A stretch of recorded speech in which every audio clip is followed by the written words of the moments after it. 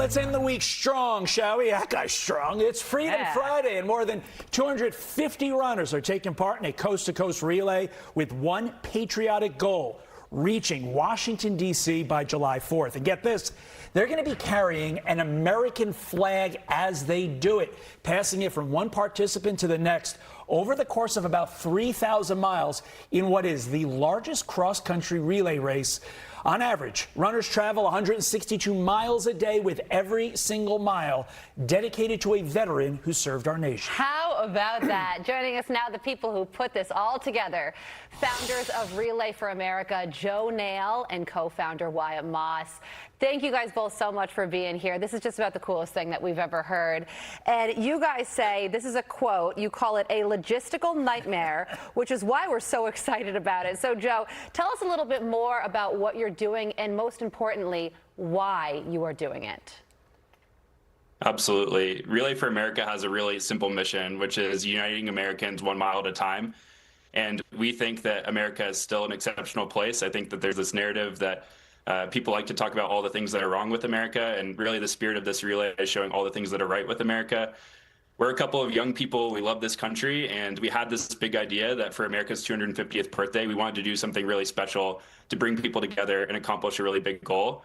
So on Sunday morning at the Pacific Ocean, we set off with a pretty small crew of about 15 people and this big dream of going coast to coast. And now for 3,019 miles straight, at about a 9-minute average pace through the day, through the night, the flag will never stop moving until it gets to Washington, D.C.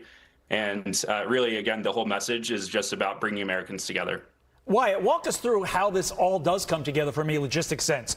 I went online, I saw the site, and it seems to me like you have people who want to pick up a leg in their community or maybe near their community. They just go on, they say, hey, I want to help you guys out, and they pick up a leg, and that's how you're getting hundreds upon hundreds of runners to connect the West Coast to the East Coast. Is that about right, Wyatt?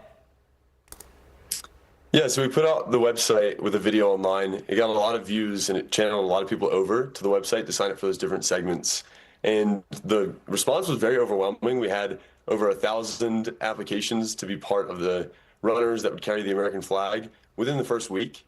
So that was very encouraging to me to be able to push forward fully with this idea. And that's when I moved into Joe's dorm room at Stanford so that we could work on this thing full time leading into the relay. So Joe, where are you guys in the country right now? We're currently calling from Nephi, Utah, which is about 6,500, maybe 7,000 people right in the center of Utah. So we started out in San Francisco. We ran across the Golden Gate Bridge, through Yosemite, right at sunset, through the desert in Nevada on a stretch called the loneliest road in the entire country. And now we're in Utah and headed to the Rocky Mountains next. So no breaks. That's kind of the whole nature of the challenge, but we're in a beautiful part of the country and we're really enjoying it. Wow. Wyatt, can anyone sign up at this point, or is it too late? Like, if I'm watching this at home and I'm like, I want to pick up a leg, can they go online and pick up a leg? Yeah, they're welcome to join. So we have it color-coded on which segments need help. Right now, Kansas on the western side and eastern Colorado are our most difficult stretch remaining. You know, for the Nevada stretch, there were very few runners that would go through the night or the day during the heat. So we really want to fill those segments out there in Colorado and Kansas. We also want to stay safe, so we would really recommend to sign up instead of just showing up. That way we can have a gauge of who's going to show up and be prepared to, do traffic and everything like that on the road. Okay, so Joe, the goal is to finish by the 4th of July. Is there going to be a ceremony? Can we see you guys cross the finish line? Yeah, we're super excited about this. We are planning, we gave ourselves some buffer time because we cannot miss finishing on the 4th of July. So we're currently slotted to arrive right around midnight. So right when the clock strikes midnight on the 4th of July is when we hope to be arriving into the DC metro area. From there, we're actually going to have an event on the track just outside DC in Arlington, where as many people who want to have a chance to carry the flag can do that going around a track. And then from there, we're going to do our final run into the city right around 10 a.m. and finish right at the Capitol building. We're both going to have a huge finish line at the Capitol building where anyone who joins us for that last stretch can participate.